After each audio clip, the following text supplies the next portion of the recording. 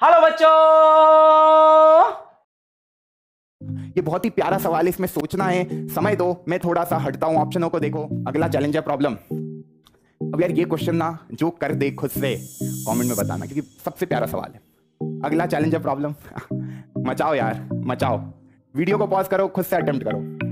मजा आ रहा है कि नहीं? शांति से ये वाले क्वेश्चन को करो, आराम से समय लो अपना, पर क्वेश्चन को अटेम्प्ट करो। अच्छा सवाल है।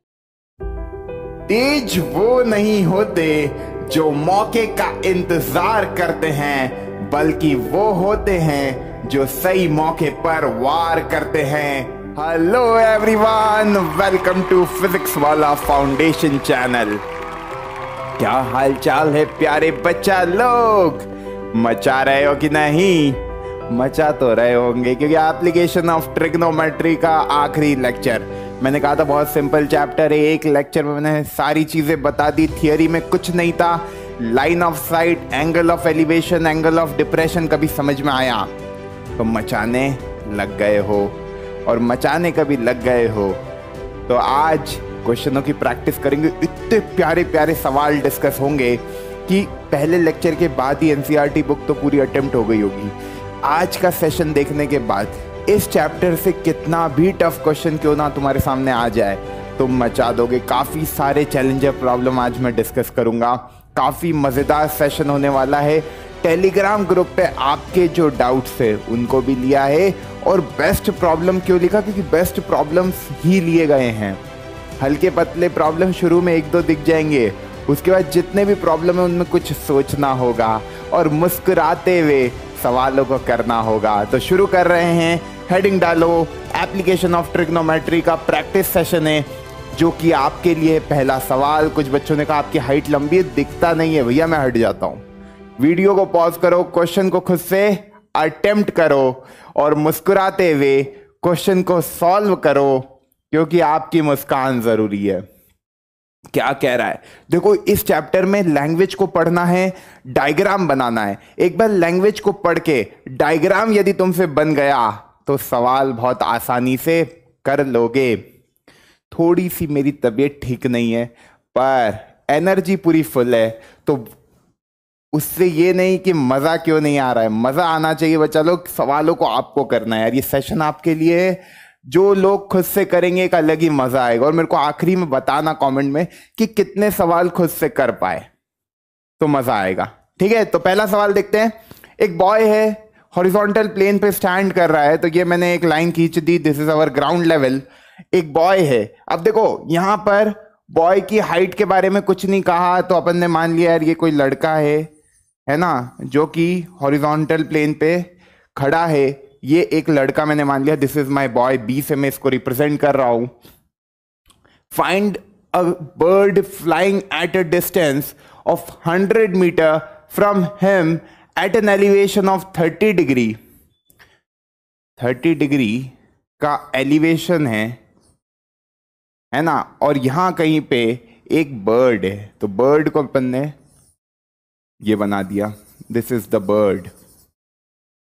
ओके, बर्ड को मैं रिप्रेजेंट कर रहा हूं बी से, BIRD।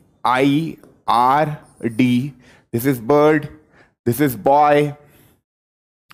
हर चीज एक एक लैंग्वेज को पढ़ना है, एक एक चीज। ये हॉरिजॉन्टल प्लेन था वाइट कलर का, है ना, this is horizontal plane.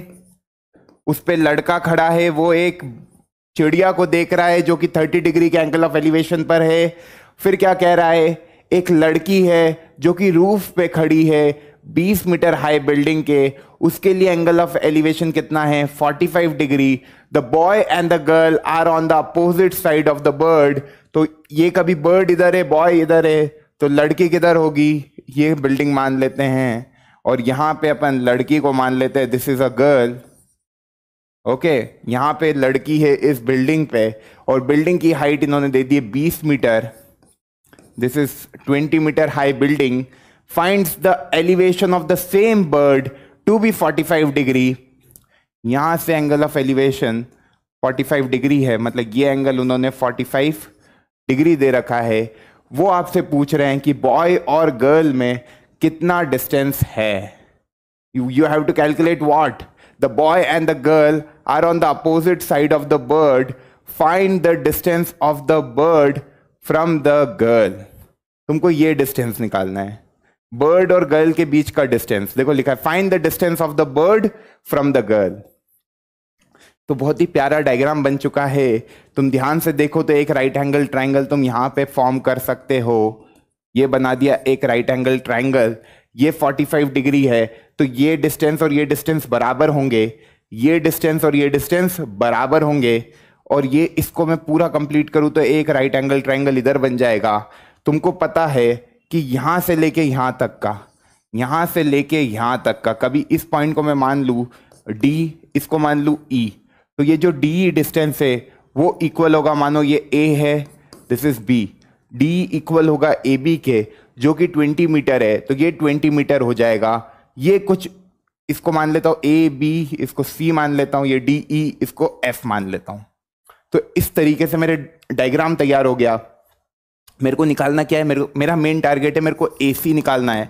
Diagram तुम्हारे सामने, अब तो सवाल को देखो, आराम से बनाने की कोशिश करो।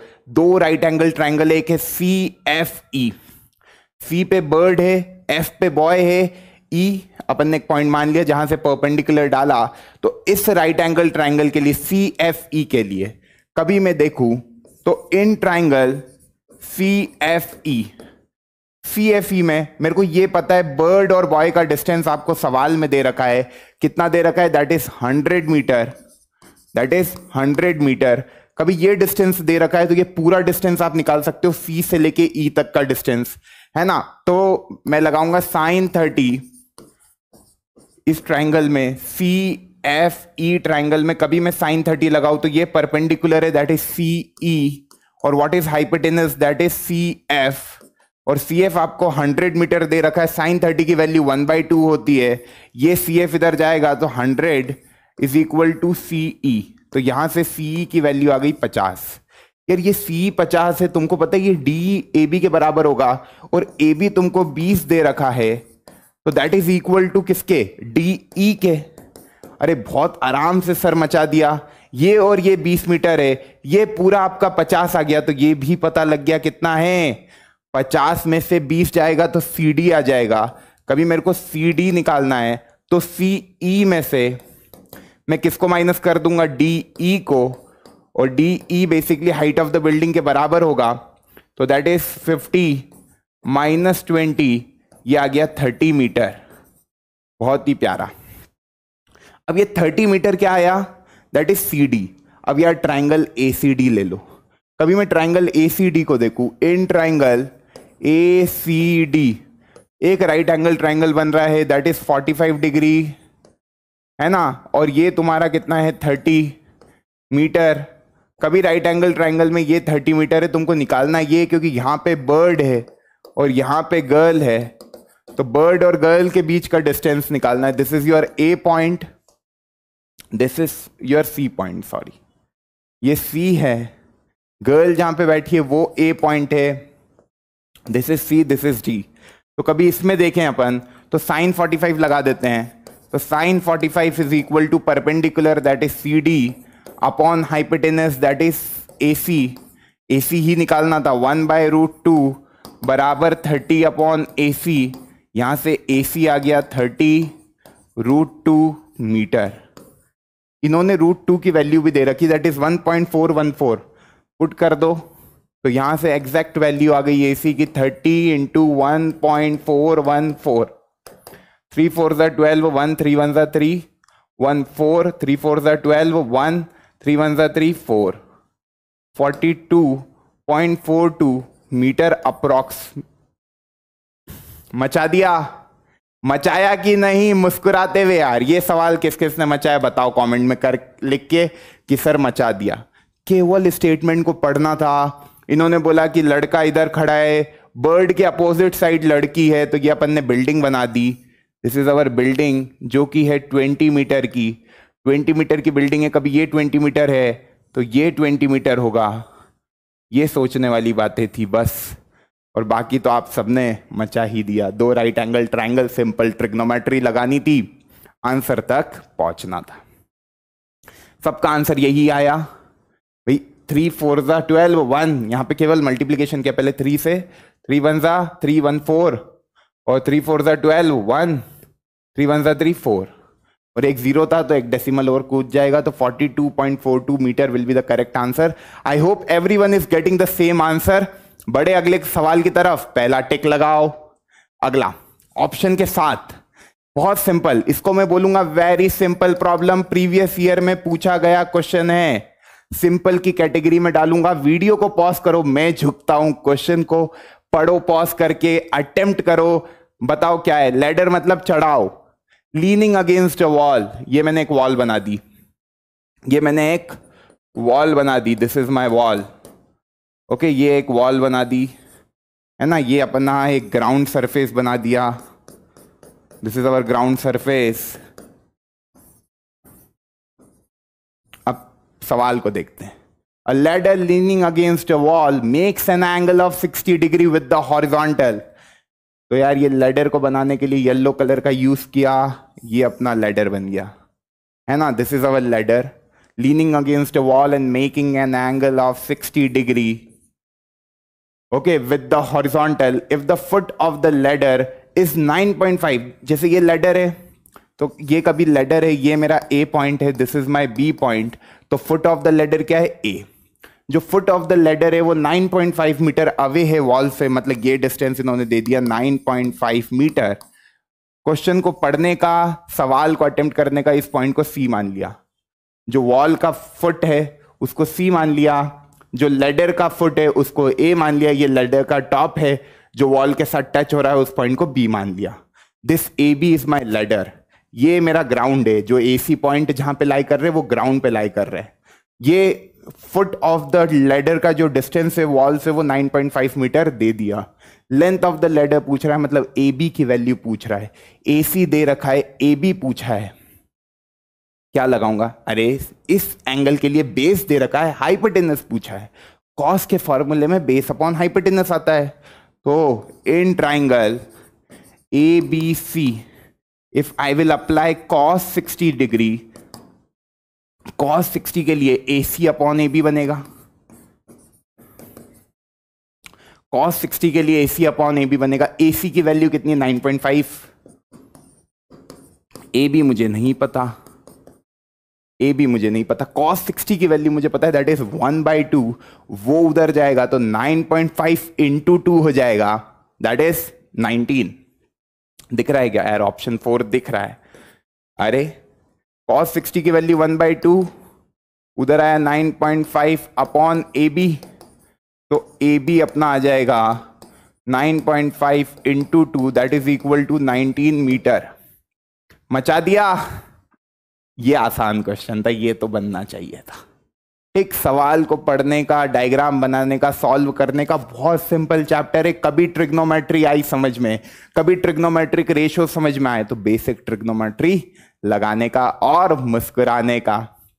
मचा रहे हो सब लोग, सोनल, नितिन, प्रखर, एवरीवन, मचाओ यार। अब यार ये क्वेश्चन ना एक डॉट करके नाम है, टेलीग्राम ग्रुप पे उसकी प्रोफाइल पे उसने नाम रख रखा है डॉट। उसने इसी तरह का एक क्वेश्चन मुझसे पूछा, उसका मैं एक जनरल क्वेश्चन बना के लिए आया आपके लिए, उसके बाद उसका क्वेश्चन भी लूंगा। A doubt from one of your friend, जिसने टेलीग्राम पे अपना नाम क्या रख रखा है, डॉट। ये उसकी प्रोफाइल है, डॉट। तो नाम ही रख लेते, तो अभी तुम्हारा नाम बोल देता मैं, है ना। तो बता देना किसका नाम है डॉट, जिसने इस तरीके का सवाल पूछा था। ये बहुत ही प्यारा सवाल है, इसमें सोचना है, समय दो, मैं थोड़ा सा हटता हूं, ऑप्शनों को देखो क्या कह रहा है। If the angle of elevation of a cloud, angle of elevation of a cloud from a point h metre above a lake is alpha and angle of depression of its reflection in the lake. ये take लिख दिया इन्होंने, lake आएगा, ये इन्होंने गलती से take लिख दिया है, आएगा लेक। तो इसको अपन क्या करते, इधर के दोनों को ऐसे हटा देते हैं तरीके से, एल बन गया ना। तो लेक इज बीटा, टेक कहां से आ जाएगा, लेक इज बीटा।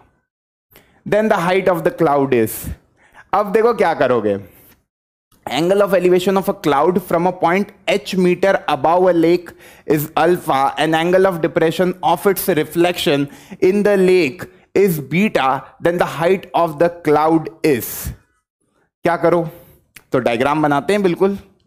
तो पहले तो हमने क्लाउड बना दिया, this is my cloud. Okay, एक डॉट से अपन रिप्रेजेंट करेंगे सारी चीजें। ये मेरा सी मैंने रिप्रेजेंटेशन ले लिया क्लाउड का, ठीक है। ये अपना नॉर्मल सरफेस बना दिया अपन ने ऐसा, ठीक। क्या कह रहा है, from H metre above a lake, ये लेक का वाटर सरफेस है, हाँ, this is the water surface of a lake, मतलब ये ऐसा वाटर सरफेस है, ठीक।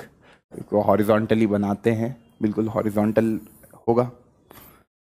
यहां पर एक टावर है, यहां पर एक ऐसा टावर है, ठीक है ना। उस टावर से वो h मीटर है, from a point h metre above a lake, तो ये जो डिस्टेंस है this is h metre above a lake, है ना। यहां से जो एंगल ऑफ एलिवेशन है क्लाउड का वो कितना है, अल्फा है, मतलब ये जो एंगल ऑफ एलिवेशन है दिस इज अल्फा।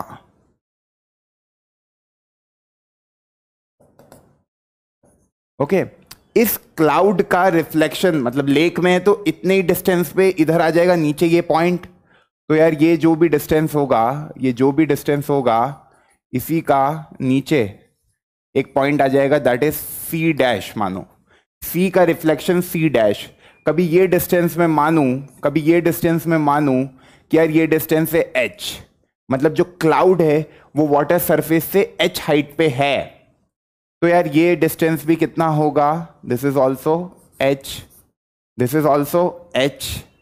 और ये कह रहा है कि जो उसका रिफ्लेक्शन है उसका angle of depression of its reflection in the lake is beta, मतलब इसी पॉइंट से, यार ये मेरा रेफरेंस पॉइंट है, दिस इज पॉइंट ए, यहां से जो एंगल ऑफ डिप्रेशन है, मतलब ये वाला, ऐसे अपन ने इसको जोड़ने का है ना, बढ़िया से जोड़ दो इन दोनों को, ऐसे जोड़ दिया, अच्छे से जोड़ते हैं, इग्नोर करना मेरी ड्राइंग को, चीज़ें समझ में आनी चाहिए।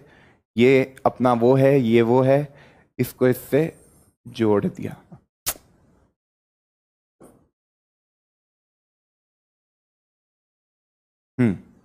ये एंगल है आपका बीटा।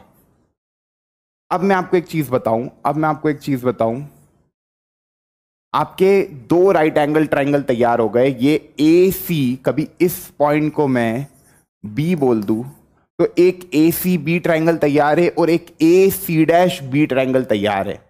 आपको निकालना क्या है, ये हाइट निकालनी है, आपको ये हाइट निकालनी कि क्लाउड पानी से कितना ऊपर है। दिस इज लेक का सरफेस, ये लेक का सरफेस है।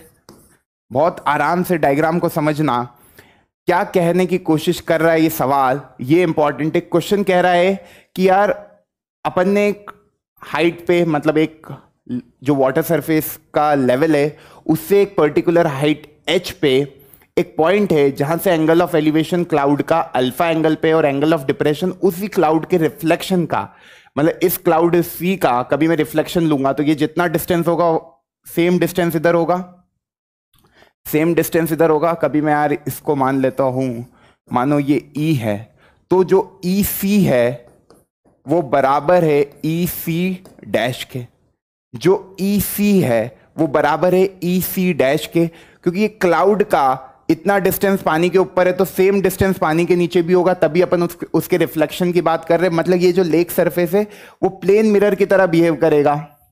अरे तुम कभी किसी नदी में गए हो या तालाब में गए हो तो तुम्हारा जो प्रतिबिंब होता है, तुम्हारा जो रिफ्लेक्शन होता है वो पानी में उतनी दूरी पे दिखेगा जितना ऊपर तुम्हारा मुंह पानी से होगा। बाल्टी में भी देख सकते हो, है ना, पर दिखता नहीं है क्योंकि कलर बाल्टी का रहता है, पर पानी में इस तरीके से रिफ्लेक्शन आपको दिखेगा। आई बात समझ में? तो यार इसका जो सी पॉइंट का रिफ्लेक्शन सी डैश पे बनेगा। I hope this point is clear to you. अब यार ये समझ में आ गया, ये समझ में आ गया, तो EC जो है वो EC डैश के बराबर है और सारी बातें क्लियर हो गई। मेरे को ये H निकालना है, my main target is to find this H, क्योंकि निकालना क्या है, हाइट ऑफ द क्लाउड। मतलब मेरे को इस कैपिटल एच की वैल्यू निकालनी है, तो मैं पहले ले लेता हूं ट्राइंगल ए सी बी ले लेता हूं। कभी मैं ट्राइंगल ए सी बी ले लेता हूं तो टेन अल्फा जो होगा वो एच में से एच गए, ये सी बी जो डिस्टेंस है टेन अल्फा के लिए, ये जो बी सी बनेगा B C upon A B, B C upon A B इस तरीके से बनेगा। तो मैं देख सकता हूं यार यहां से ए बी की वैल्यू आ गई, बी सी कितना है, बी सी इज व्हाट, ये एच है, उसमें से ये स्मॉल एच है, मतलब ये जो बी है ये वाला पॉइंट मानो कुछ भी इसको एफ मान लिया, तो ये ए एफ जो होगा वही बी होगा, मतलब ये भी स्मॉल एच के बराबर होगा। तो कैपिटल एच में से स्मॉल एच गया तो ये बी सी की वैल्यू आ गई, दैट इज कैपिटल एच में से स्मॉल एच गया upon A B, upon A B नहीं वो उधर चला गया, टेन अल्फा आएगा, तो ये ए बी की वैल्यू हो गई।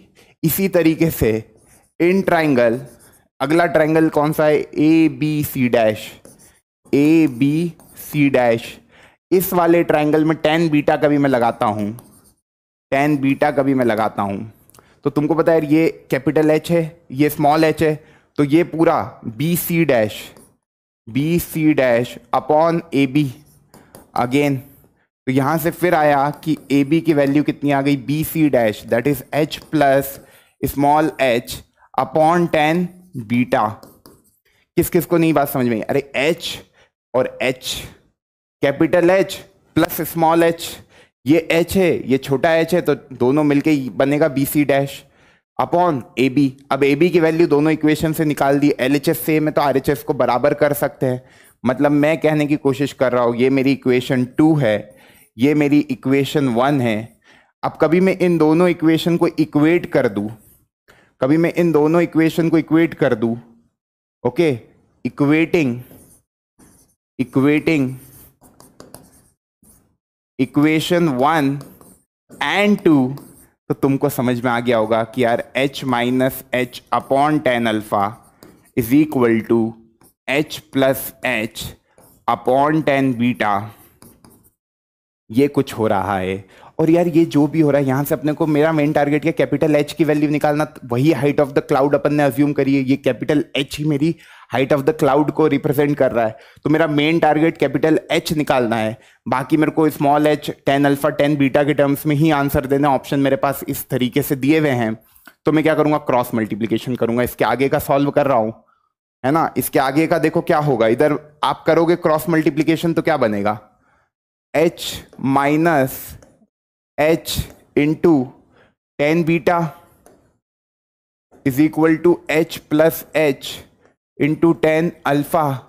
कैपिटल एच वाली सारी टर्म्स को एक तरफ लेके आ गए, तो इधर एच आया, ये टेन बीटा उधर से आएगा प्लस टेन अल्फा, तो बन जाएगा minus tan alpha is equal to, ये माइनस एच टेन बीटा उधर जाएगा, स्मॉल एच कॉमन आ जाएगा, tan alpha plus tan beta, मचा दिया। तो कैपिटल एच की वैल्यू क्या हो गई, H ten alpha plus tan beta upon tan beta minus tan alpha, ये कैपिटल एच की वैल्यू हो गई। कौन सा ऑप्शन है देख लो आराम से, कोई कंफ्यूजन होना नहीं चाहिए इसमें किसी को भी किसी भी तरह का, क्योंकि बहुत पप्पू था, केवल डायग्राम जिसको समझ में आया, हर एक बात को एनालाइज कर पा रहे हो, मेरे साथ कभी सवालों को करते जा रहे हो तो मचा रहे होंगे। इस तरीके से अपन ने इन दोनों को इक्वेट कर दिया और वहां से फिर मैं यहाँ पे आ गया, तो कैपिटल एच की वैल्यू ये आ गई मेरी final, this is my final capital H value and this is my final diagram. तो ऑप्शन कौन सा हो जाएगा, H ten alpha plus tan beta upon tan beta minus tan alpha, option 1। I hope everyone is getting the same answer. बड़े आगे, बढ़िया सवाल था। यही सवाल उसने किस तरीके से पूछा डॉट ने, वो बताता हूं। ये डॉट का डाउट था, डाउट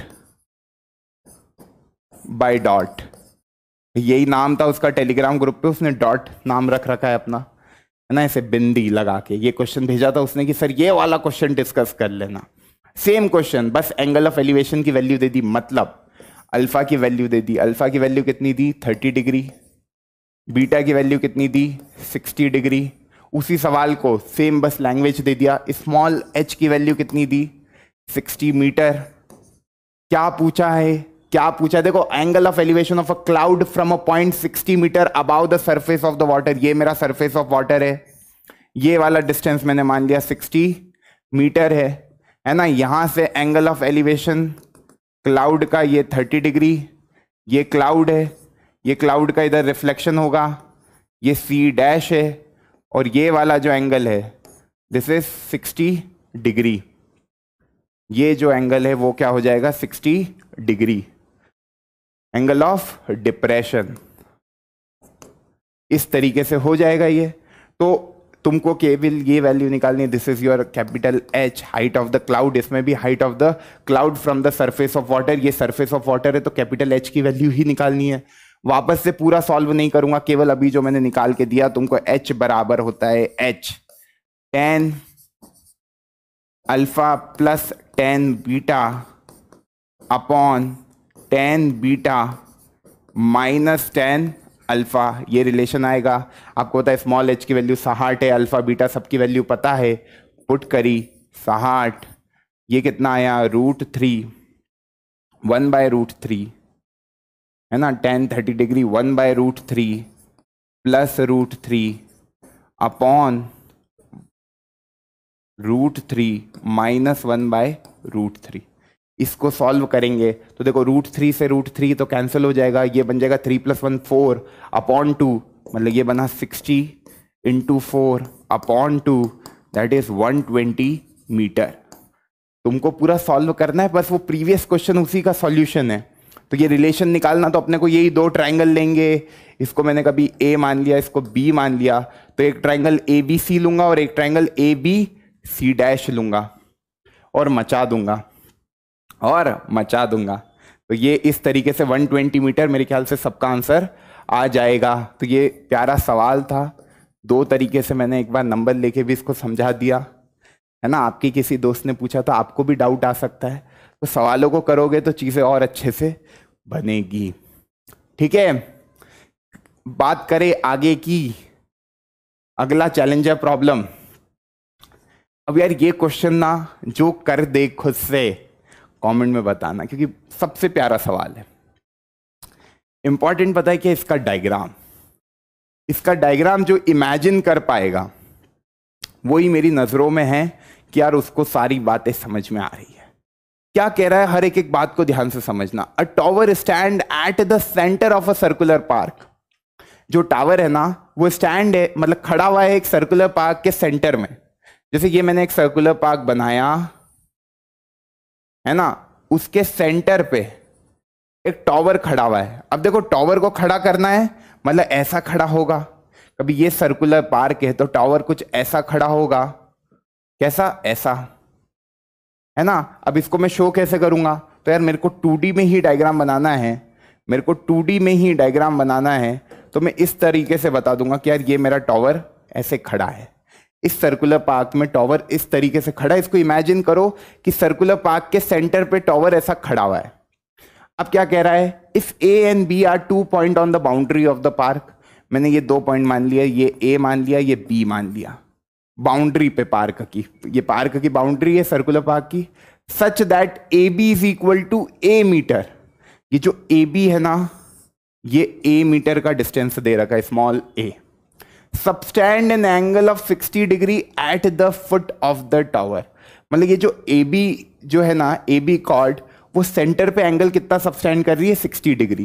भाई ये टावर का फुट है, ये C पॉइंट बेसिकली टावर का फुट होगा, तो इस टावर के फुट पे ये जो AB कॉर्ड है ये कितना एंगल सबस्टैंड कर रही है, ये कर रही है 60 डिग्री, 60 डिग्री, ठीक 60 डिग्री ये कॉर्ड AB सबस्टैंड कर रही है एट द सेंटर, क्योंकि सेंटर पे ही टावर है। तो टावर के फुट से, भाई ये टावर का फुट C से रिप्रेजेंट कर लिया, ये टावर का टॉप D से रिप्रेजेंट कर लिया।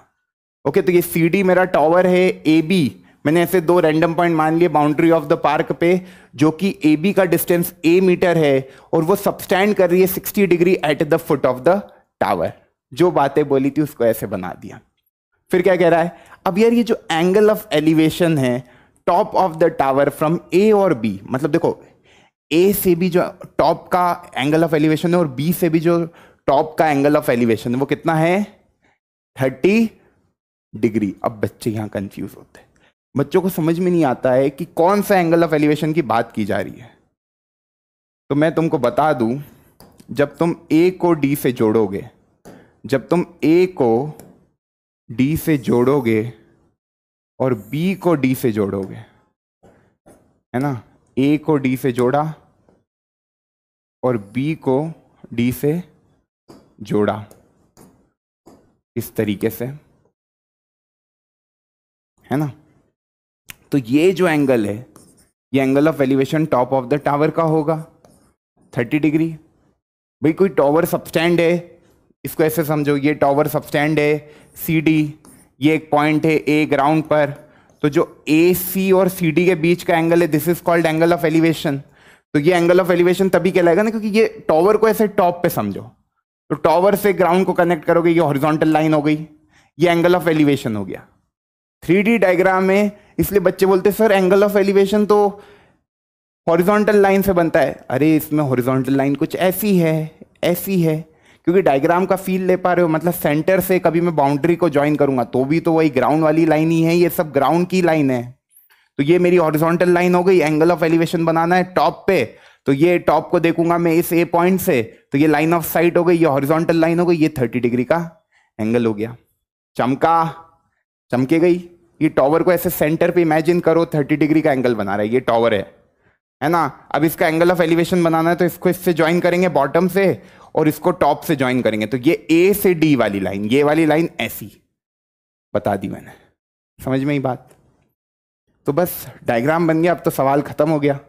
क्या बताना है, find then height of the tower, मतलब ये सी डी की वैल्यू बतानी है, ये सी डी की वैल्यू बतानी है। बहुत आसानी से ये सवाल हो जाएगा, बहुत ही आसानी से। अब देखो ये 30 डिग्री है, ये 30 डिग्री है ना, ये 30 डिग्री है, ये 30 डिग्री है। तुमको ये सी डी की वैल्यू निकालनी, that is the height of the tower. अब यार ये एंगल ऑफ एलिवेशन है, ये 90 डिग्री बनाएगा, दिस इज 90 डिग्री। भाई ये 90 डिग्री होगा डेफिनेटली, हाँ 90 डिग्री होगा ये बेसिकली। यार ये 90 डिग्री, ये 30 डिग्री है, तुमको ये बात तो समझ में आ रही होगी कि यार ये भी ए ही होगा और ये भी ए ही होगा, ठीक है, क्योंकि सेंटर से ये डिस्टेंस रेडियस के बराबर, सेंटर से ये डिस्टेंस रेडियस के बराबर, ये 60 डिग्री है तो ये भी 60, ये भी 60, ये ए हो गया, ये ए हो गया। अब ये देखो टावर ग्राउंड से 90 डिग्री का एंगल बनाता है, ये एंगल ऑफ एलिवेशन दे रखा है, तो तुमको पता है कि tan 30 लगा दूं मैं कभी, tan 30 क्या होता है, perpendicular, that is C D upon base is A C. तो tan 30 will be 1/√3, C D कितना है निकालना है, that is height of the tower, और ए सी कितना है, दैट इज ए, तो ये बन गया a/√3, a/√3 मीटर। ये ऑप्शन बिल्कुल सही है, ऑप्शन 2, ऑप्शन 2 बिल्कुल सही है। इस क्वेश्चन को थोड़ा सा इमेजिन करना था, बाकी कुछ भी नहीं था इस सवाल में। लैंग्वेज को पढ़ा, ये तो समझ में आ गया कि यार सेंटर से टावर कितना एंगल बनाएगा 90 डिग्री का। इसको 3D डायग्राम समझो, ये 3D डायग्राम है, हाँ थोड़ा ऐसी जा रही है ये लाइन, टावर सेंटर से ऊपर की तरफ आ रही है, तो ये 90 डिग्री है, ये 30 डिग्री है, तो इस तरीके से अपन ने सी डी की वैल्यू निकाल ली, that is a/√3 metre. How many of you are able to get the answer, बताना। अच्छा सवाल था, this is a double star problem. मचा रहे हो कि नहीं, सवालों को थोड़ा हाई लेवल पे रखा है पर मजा आ रहा होगा। अगला देखते हैं, अगला देखते हैं क्या बोल रहा है। Again a very good problem, ये भी चैलेंजर प्रॉब्लम है, डबल स्टार प्रॉब्लम बोलूंगा इसको, पर इतना इसमें कुछ है नहीं। इसमें कोऑर्डिनेट ज्योमेट्री जिसको आती है वो तो इस क्वेश्चन को बहुत आसानी से कर लेगा। तो यार यहाँ पे मैंने एक y एक्सिस बना दी है ना, और यहाँ पे मैंने एक x एक्सिस बना दी, ठीक, और यहाँ पे मैंने ले लिया व्हाइट कलर का पेन। एक पॉइंट है A2,4, तो मैं इधर 1 2 3 4 5 6 इसी तरीके से 1 2 3 4 5 6। अब तुम देखो कौन कौन से पॉइंट है। ए जो है वो 2,4 है, तो ए जो है वो 2,4 है, यहां कहीं पे होगा, यहां कहीं पे होगा A point, that is 2,4। B point है 6,4 पे, तो ये बी पॉइंट इसके पैरेलल बिल्कुल, ये 6,4 पर। फिर सी पॉइंट है 6,2 पर, तो ये 2 6,2 पर। और फिर डी पॉइंट है 2,2 पर, ये डी पॉइंट 2,2 पर। एक रेक्टेंगल बन गया, एक रेक्टेंगल बन गया बढ़िया सा, ए बी सी डी को ज्वाइन करके एक रेक्टेंगल बन गया, है ना। अब क्या कह रहा है, एक पोल है बी, ये एक पोल बना दिया अपन ने, है ना। ये प्लेन के ऊपर होगा बेसिकली पोल, तो ये अपन ने एक पोल बना दिया। बेसिकली ये बोर्ड से ऊपर की तरफ आ रहा है, मतलब बाहर की तरफ एक पोल है, इसको इस तरीके से इमेजिन करो। तो ये बी ई एक पोल आ गया, ठीक, ठीक है, बहुत ही बढ़िया। ऑफ अ हाइट h, ये इसकी हाइट h है, standing on a point b, if angle of elevation of a top of a Paul from a point a is 30 degree. ये जो एंगल ऑफ एलिवेशन है ना, इस पॉइंट E का इस A से वो 30 डिग्री दे रखा है। तुमसे क्या पूछ रहा है, टोटल एरिया जो है ये पूरे डायग्राम का ये बताओ। टोटल एरिया निकालने के लिए भैया ये बेस की वैल्यू पता है, ए बी की वैल्यू। कभी ये 2,4 है, 6,4 है, डिस्टेंस फॉर्मूला लगाया यार, ये समझ में आ गया, 6 में से 2, ए बी की वैल्यू 4 यूनिट्स होगी, कोऑर्डिनेट ज्योमेट्री से ही समझ में आ रहा है। ए बी जो है वो 4 यूनिट्स होगा। इसी तरीके से जो बी सी है, ये बेसिकली तुम्हारा सी पॉइंट है, तो जो बी सी है वो 2 यूनिट्स है। तो रेक्टेंगल का एरिया तो क्या हो जाएगा, अभी कोई तुमसे एरिया ऑफ रेक्टेंगल पूछे तो ये 4 है, ये 2 है, तो ये 8 हो जाएगा, 8 स्क्वायर यूनिट्स रेक्टेंगल का एरिया। अब उसमें ये ट्राइंगल का एरिया ऐड करना है, तो ट्राइंगल के एरिया के लिए फॉर्मूला क्या लगता है, हाफ बेस इनटू हाइट। ये हाइट निकालने के लिए क्या लगाओगे, ट्राइंगल ए ई बी में, in triangle A E B, इसी पेज में हो जाएगा, ट्राइंगल ए ई बी में तुम देख पा रहे हो यार 30 डिग्री फॉर्म हो रहा है, मतलब tan 30 डिग्री कभी मैं लगाता हूं तो परपेंडिकुलर क्या है, that is B upon hypotenuse क्या है, मतलब बेस क्या है, that is perpendicular upon base, B upon A B. tan 30 का फॉर्मूला, tan 30 की वैल्यू 1/√3 होती है, बी तुम्हारा h है, ए बी कितना है तुम्हारा 4 है, तो ये आ जाएगा h का वैल्यू दैट इज 4/√3, क्योंकि ये 1/√3 आया, तो h का वैल्यू आ गया 4/√3। तो जो एरिया ऑफ रेक्टेंगल है, मतलब एरिया ऑफ रेक्टेंगल 8 आ गया, एरिया ऑफ ट्राइंगल की कभी बात करें तो हाफ बेस इंटू हाइट। तो कभी मैं बात करूं एरिया ऑफ ट्राइंगल की, area of triangle A B E, half base is 4, height is small h, that is 4/√3, तो हाफ इंटू 4 इंटू 4/√3, तो ये अपना आ जाएगा 8/√3। अब टोटल एरिया निकालना है, तो टोटल एरिया के लिए area of rectangle that is 8 plus 8/√3, तो 1/√3 और 8/√3 कॉमन निकाल लो, है ना। 8/√3 कभी मैं कॉमन निकालता हूं, है ना, 8/√3 कॉमन निकलेगा तो ये बनेगा √3 + 1 स्क्वायर यूनिट्स। आई होप सबका यही आंसर आया होगा, और मीटर स्क्वायर में ही सब आंसर दिया, मतलब मीटर स्क्वायर। तो 8/√3, √3 + 1 मीटर स्क्वायर, ये एक्चुअली मीटर स्क्वायर आखिरी में आएगा, 8√3 + 1/√3 metre square, option 3 is the correct answer. सबका आया, सबका आया। तो कोऑर्डिनेट ज्योमेट्री का यूज करके कोऑर्डिनेट दिए हुए थे, एप्लीकेशन ऑफ ट्रिग्नोमेट्री लगाया और आंसर तक पहुंच गए। बड़े आगे, बहुत प्यारा सवाल सॉल्व हो गया। अगला चैलेंजर प्रॉब्लम, अगला चैलेंजर प्रॉब्लम मचाओ यार, मचाओ। वीडियो को पॉज करो, खुद से अटेम्प्ट करो।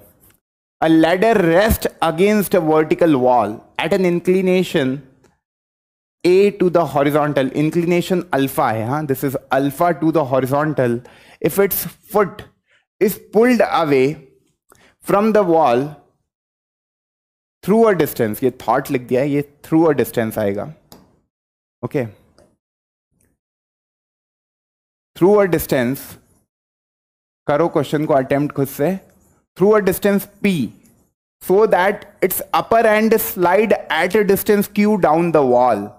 किस किस को चमक रहा है, किस किस को चमक रहा है,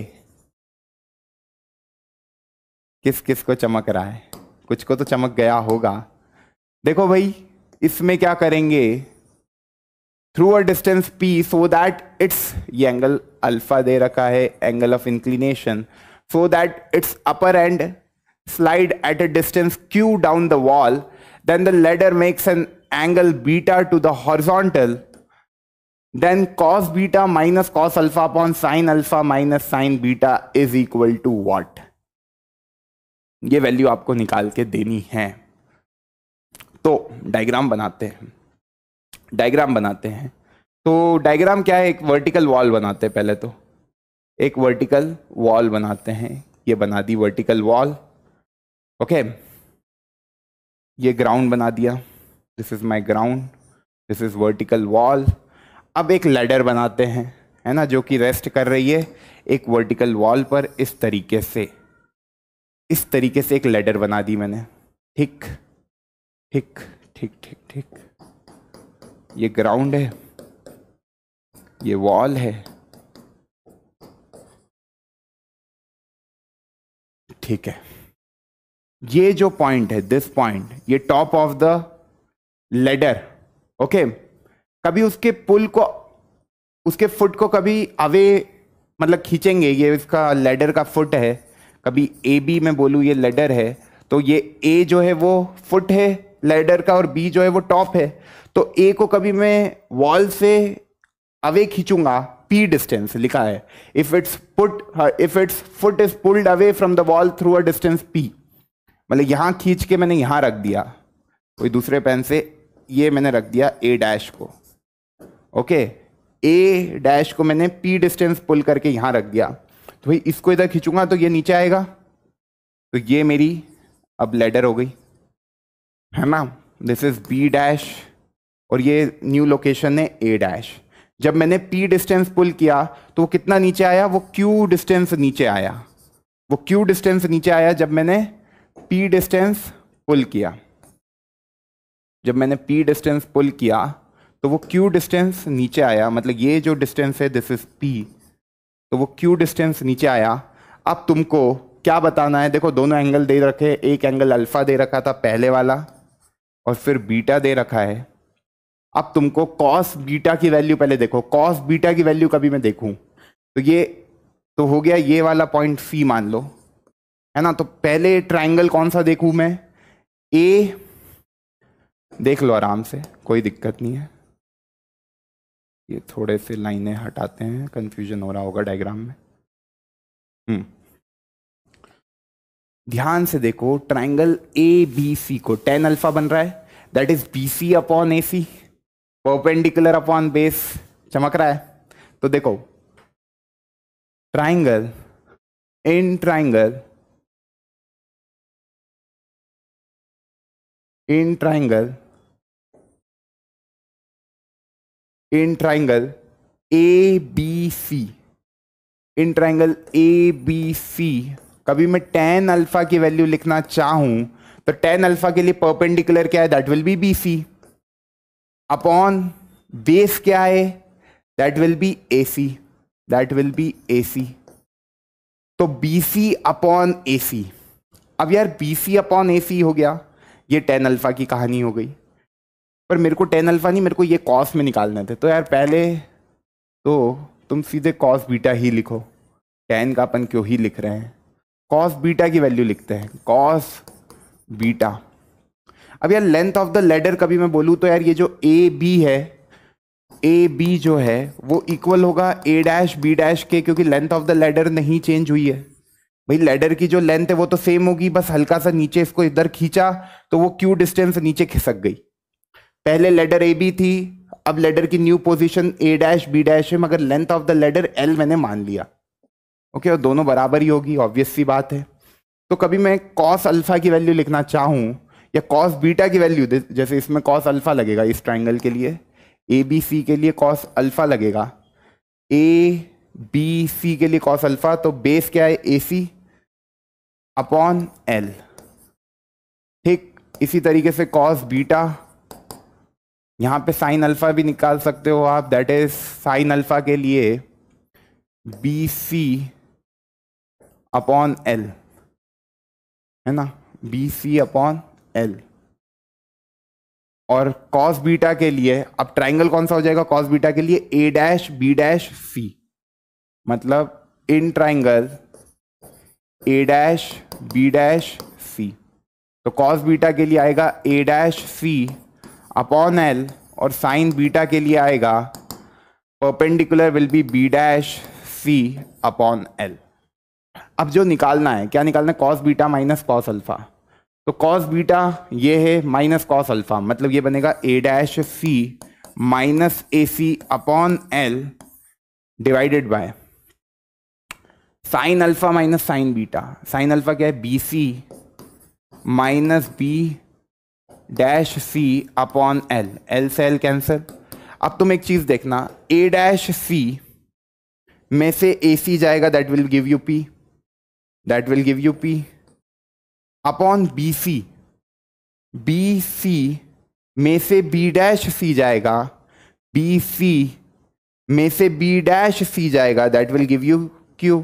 तो आंसर क्या हो जाएगा, P by Q। Very easily you will get option A, P by Q। बहुत आराम से देखो, A डैश C में से AC जाएगा because this distance is P। ये वाला देखो, ये तुम्हारा A डैश है, this is your A dash and this is your A, और ये डिस्टेंस तुम्हारा P है। तो ए डैश सी में से जब ए जाएगा, ए सी जाएगा, तो बचेगा पी, और बी डैश बी सी में से बी डैश सी जाएगा तो बचेगा क्यू। तो इस तरीके से अपन ने कर लिया इसको, बहुत आराम से देख लो, कोई दिक्कत होनी नहीं चाहिए। तो आंसर क्या हो जाएगा, P by Q. I hope everyone is getting the same. तो क्वेश्चन को, लैंग्वेज को पढ़ो, सवाल को सॉल्व करो, ये तो आसान ही था यार, इतना टफ कुछ था नहीं इस सवाल में। एक और प्यारा सवाल, आज तो सवालों की बौछार करा दी सर, क्या प्यारे प्यारे सवाल लेके आए हो। मजा आ रहा है कि नहीं, मजा आ रहा है कि नहीं। शांति से ये वाले क्वेश्चन को करो, आराम से समय लो अपना, पर क्वेश्चन को अटेम्प्ट करो, अच्छा सवाल है। क्या कह रहा है कि स्फेरिकल बलून है, रेडियस आर का, सबस्टेंड कर रहा है angle theta at the I of the observer. ये जो पहली लाइन है इसका बहुत बड़ा सिग्निफिकेंस है। जैसे ये मैंने एक स्फेरिकल बलून बनाया, okay, this is my suppose spherical balloon and this is suppose my I, this is suppose my I of the observer. तो ये स्फेरिकल बलून कभी कितना एंगल सबस्टेंड कर रहा है, थीटा। इसका मतलब पता है क्या है, कि इसका टॉप पॉइंट होगा, इसका बॉटम पॉइंट होगा, ये एंगल थीटा दे रखा है। आई बात समझ में, ये एंगल तुमको थीटा दे रखा है, समथिंग लाइक दिस। कि यार कोई स्फेरिकल बलून है, वो कभी एंगल सबस्टेंड कर रहा है थीटा, इसका मतलब उस पर दो ऐसी टेंजेंट डाल दी अपन ने इस तरीके से, और वो एंगल थीटा सबस्टेंड कर रहा है। If the angle of elevation of its centre, इसका कुछ सेंटर होगा, ये इसका सेंटर है माना, है ना। एंगल ऑफ एलिवेशन जो उसके सेंटर का है वो फाई है, मतलब यार ये इसका सेंटर है, और ये जो एंगल ऑफ एलिवेशन है सेंटर का, ये एंगल तुमको फाई दे रखा है, ठीक। तो यार तुमसे क्या पूछा है, height of the centre of the balloon, मतलब तुमको ये निकालना है, तुम्हारा टारगेट है ये निकालना। जैसे सेंटर ऑफ द बलून को सी से रिप्रेजेंट कर दिया, आई ऑफ द ऑब्जर्वर को ओ से रिप्रेजेंट कर दिया, है ना। ये वाला जो मेरा बॉटम पॉइंट है इसको बी से रिप्रेजेंट कर दिया, इस पॉइंट को मैंने ए से रिप्रेजेंट कर दिया, और इस पॉइंट को मैंने ए ये डी से रिप्रेजेंट कर दिया मानो, इस तरीके से अपन चले गए। अब तुम एक चीज जानते हो यार, तुम एक चीज जानते हो, किसी भी ट्राइंगल में कभी ये दोनों टेंजेंट है तो दोनों टेंजेंट की जो लेंथ होती है वो बराबर होती है। ओके, कभी नहीं जानते हो तो सर्कल में यार पढ़ के तो आए होंगे, नहीं आए हो तो बता देंगे सर्कल में, कोई दिक्कत नहीं है। अब देखो ये दोनों टेंजेंट है OA और OD, और ये एंगल बना रहा है थीटा, तो ये वाला एंगल जो होगा, ये वाला जो एंगल होगा, ओके हाँ दिस एंगल,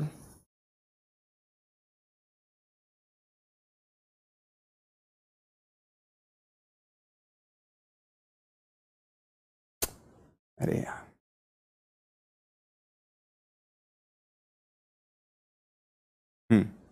ये वाला जो एंगल होगा दिस विल बी θ/2, और ये वाला एंगल भी θ/2 होगा, क्योंकि सेंटर मतलब पूरे स्पेरिकल बलून से कभी तुम्हारी आंखें थीटा एंगल सबस्टेंड कर रही है तो centre of the spherical balloon से आधा आधा होगा, ये θ/2 ये θ/2। अब यार ये जो एंगल होता है दिस इज 90 डिग्री, तुमको पता है रेडियस टेंजेंट से 90 डिग्री बनाती है एंगल, तो ये जो AC है वो परपेंडिकुलर होगा। तो यहां से एक बात समझ में आ गई कि यार कभी ये परपेंडिकुलर है, this is perpendicular so this will be the hypotenuse. तो मैं कभी sin θ/2 की बात करूं, sin θ/2 की बात करूं, मेरे को निकालना क्या है, मेरा मेन टारगेट है मेरे को BC निकालना है, और मेरे को BC निकालने के लिए मुझे OC की जरूरत पड़ेगी, क्योंकि इस ट्राइंगल में ट्राइंगल BOC को जब मैं लूंगा तो मेरे को OC चाहिएगा, और OC निकालने के लिए मैं इस राइट एंगल ट्राइंगल का यूज करूंगा AOC का। बात किस किस को समझ में आई? एक स्पेरिकल बलून था, उसको तुमने अपनी आंखों से देखा, जो कि एक्सटेंड कर रहा मतलब सबस्टेंड कर रहा है थीटा एंगल इस तरीके से, तो ये तुम्हारा बलून है ना, दोनों के कॉर्नरों से दो रे निकाल दी, वो पूरा एंगल तुमको थीटा एंगल दिया हुआ है, दिस एंगल इज थीटा। तो कभी मैंने एक लाइन ड्रॉ करी सेंटर ऑफ द बलून से तुम्हारी आंखों तक, तो वो बेसिकली दो एंगल बराबर में उसको डिवाइड करेगी। ये बात तो सबको समझ में आती है ना। और कभी नहीं आती तो तुमको कॉन्ग्रुएंसी रूल पता है ना, तुमको कॉन्ग्रुएंसी रूल पता है, मैं बता भी देता हूँ कि क्यों वो दोनों एंगल बराबर आते हैं। तुम देखो इन दो ट्राइंगल को, ट्राइंगल COD को देखो और ट्राइंगल AOC को देखो, तो OC कॉमन साइड है, ये रेडियस हमेशा टेंजेंट से परपेंडिकुलर एंगल होता है तो 90 डिग्री है ना, और ये OC जो है ये कॉमन साइड है, ये 90 डिग्री है, और ये AC बराबर CD है, रेडियस ऑफ द सर्कल। तो ये दोनों ट्राइंगल AOC और COD कॉन्ग्रुएंट होंगे, तो ये दोनों एंगल बराबर होंगे, तो ये कभी पूरा थीटा है तो θ/2 हो गया। तो बस इन ट्राइंगल AOC को देखो, तो यार कभी मैं देखूं ट्राइंगल AOC को, तो ट्राइंगल AOC में sin θ/2 कभी मैंने लगा दिया, sin θ/2, तो AOC के लिए sin θ/2 perpendicular will be AC, भाई उसके सामने वाला अपॉन हाइपोटेनस 90 डिग्री के सामने, दैट विल बी OC, तो OC। अब sin θ/2 AC कितना है, देखो AC radius, this is your radius of the spherical balloon R, है ना, OC अपने को निकल गया, OC की वैल्यू निकली R अपॉन sin θ/2। अब अगली चीज देखना, कभी मैं ये वाला ट्राइंगल ले लूं, ट्राइंगल COB, ये BOC वाला ट्राइंगल, कभी मैंने ट्राइंगल BOC ले लिया तो ये फाई दिया हुआ है ना, तो इन ट्राइंगल BOC अगेन कभी मैं लगाऊं sin फाई,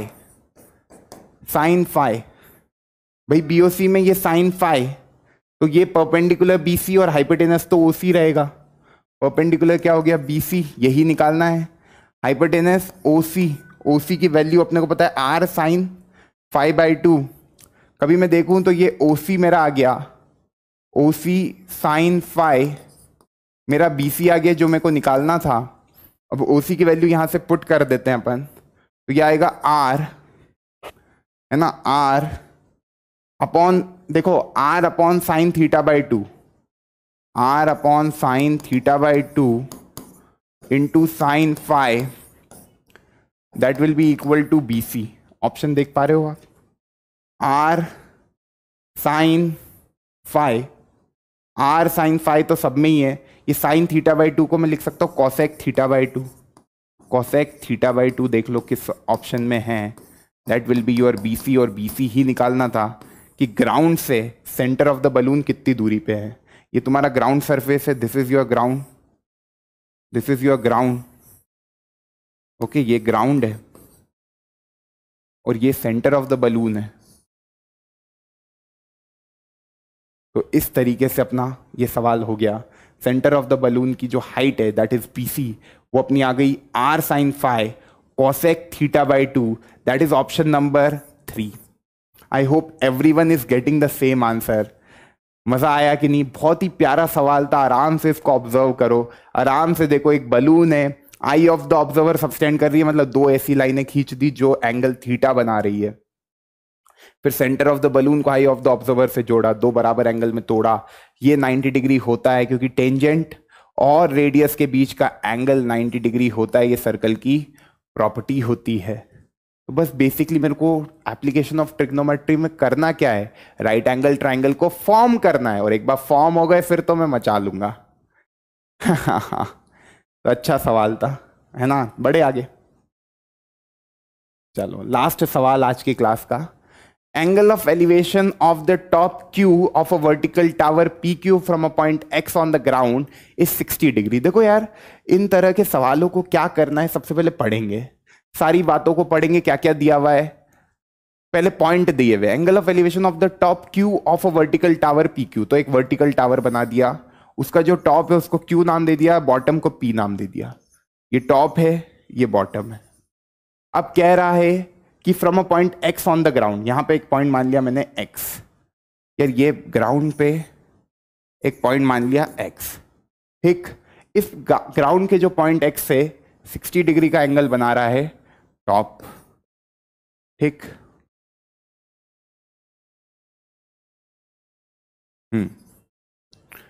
ठीक, बहुत बढ़िया।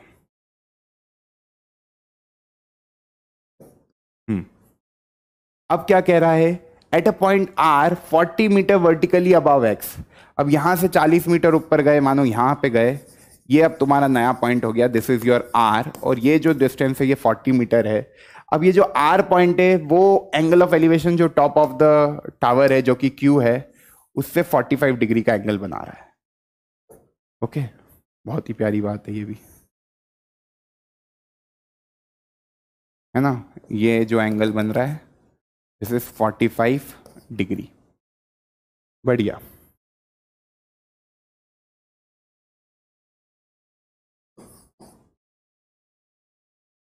ठीक, तो तुमको क्या पूछा है, find the height of the tower P Q निकालना है and the distance P x निकालना है। बहुत ही प्यारा सवाल, बहुत ही प्यारा सवाल। तो देखो यार, ये पी क्यू की जो हाइट है, कभी मैं इसको h मान लेता हूं, है ना, और पी एक्स को मैं मानो स्मॉल x मान लेता हूं। तो मेरा टारगेट क्या है, स्मॉल x निकालना। मेरा टारगेट क्या है, स्मॉल x निकालना और h निकालना। मतलब मेरे को h निकालना है और x निकालना। मेरे पास दो राइट एंगल ट्राइंगल है, एक है क्यू एक्स पी। कभी मैं देखूं in triangle Q x P, तो मेरे पास दोनों ही वेरिएबल हैं, दैट इज tan 60 का भी मैं लगाऊंगा तो मेरा आएगा h upon x, h upon x, perpendicular h, और ये x। मैंने h किसको माना है, पी क्यू को मैंने h मान लिया, हाइट ऑफ द टावर जो मेरे को निकालनी है, और पी एक्स जो मेरे को एक और चीज निकालनी है उसको मैंने छोटा x मान लिया। इसी तरीके से मेरा अगला ट्राइंगल क्या है, ये वाला पॉइंट, कभी मैं ये r हो गया, इसको s मान लो। कभी मैं क्यू एस आर ले लूँ, ट्राइंगल क्यू एस आर ले लेता हूँ, तो मेरे को और मजा आएगा क्योंकि क्यू एस आर में 45 है, tan 45 बढ़िया से, और जो क्यू एस होगा, जो क्यू एस होगा, है ना, क्यू एस अपॉन ये आर एस। अब tan 45 की वैल्यू 1 होती है, मतलब आर एस जो है वो क्यू एस के बराबर है, और ये जो आर एस है वो पी एक्स के भी बराबर है, मतलब ये सब बराबर एक्स के ही है। तो ये जो डिस्टेंस है ये एक्स हो गया। तो जो ये एच है, ये जो एच है उसको मैं लिख सकता हूं दैट इज एक्स प्लस 40, क्योंकि ये पी एस आर एक्स के बराबर होगा, ये 40 है तो ये भी 40 होगा। डायग्राम से ही समझ में आ रहा है। तो ये जो एच है, ये पूरा एच है ना, ये पूरा एच है यहां से लेके यहां तक, तो ये एच बनेगा किससे, Q S plus P S से, Q S plus P S से। और पी एस क्या है, आर एक्स के बराबर, तो ये 40, और क्यू एस किसके बराबर है, आर एस के बराबर, दैट इज एक्स। तो ये आ गया h बराबर x प्लस 40। तो यहाँ पे h की वैल्यू रख दी अपन ने x प्लस 40। तो 1060 की मैं बात करूँ, 1060 that is x plus 40 upon x, है ना। तो यहाँ से x की वैल्यू निकल जाएगी, दैट इज √3x बराबर x प्लस 40। तो ये x की वैल्यू आ गई √3 माइनस 1 बराबर 40। तो x बराबर 40 अपॉन √3 माइनस 1, इसके आगे आप सॉल्व कर लोगे, है ना भाई, रैशनलाइज करोगे तो ये आएगा 20 इंटू √3 प्लस 1 मीटर। अब √3 की वैल्यू 1.732 है, तो कर लेना, है ना, क्योंकि दी हुई है, तो ये तो कर लोगे सॉल्व। अब जो h निकालना था x से तो निकल गया, तो x प्लस 40, तो x की वैल्यू यहाँ से जो आई that is 20 into √3 plus 1 plus 40, ये बनेगा 60 plus 20 √3 that is 60 plus 20 into 1.732, 60 plus 4 6 14 1 2 1 2 3 34.64 add होगा तो यह आ जाएगा 94.64 अप्रॉक्सीमेटली मीटर में। या अप्रॉक्स मेरा आंसर आ गया 94 पॉइंट कुछ आएगा, h की value, height of the tower की वैल्यू। आराम से देख लो, कैलकुलेशन में कोई दिक्कत होनी नहीं चाहिए। सवाल समझ में आया, मचाया?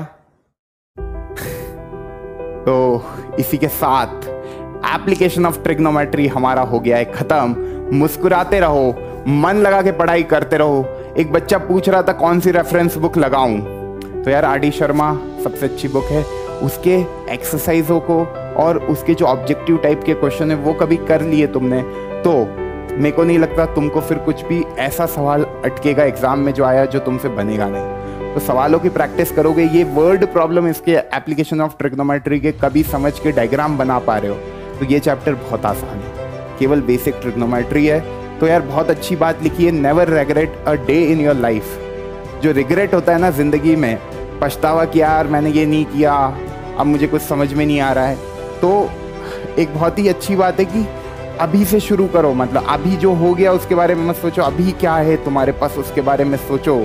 क्योंकि कभी कुछ अच्छे दिन गए जब तुम्हारा मन लगा पढ़ाई करने में, तो उससे तो तुम्हें बहुत खुशी मिली। कभी कुछ बुरे दिन गए जब तुमने आलस किया या कुछ भी करके जो तुम्हारा काम सबसे ज़्यादा इम्पॉर्टेंट है उसको तुम समय नहीं दे पा रहे हो, तो तुम अपने आप के साथ धोखा कर रहे हो। तो ऐसे दिनों का जो निकल गए उनके बारे में मत सोचो, जो बचे हुए दिन हैं उनको कैसे प्रॉपरली यूटिलाइज कर सकते हो उसके बारे में सोचो। तो never regret a day in your life. Good days give you happiness and bad days gives you experience. मतलब बुरे दिन भी जो होंगे वो कुछ ना कुछ सिखा के चले जाएंगे। तो बस मचाते रहो, मन लगा के पढ़ाई करते रहो। नेक्स्ट क्लास में मिलते हैं नए चैप्टर के साथ, सर्कल के साथ। Bye bye, take care. पढ़ाई करते रहें। All the very best.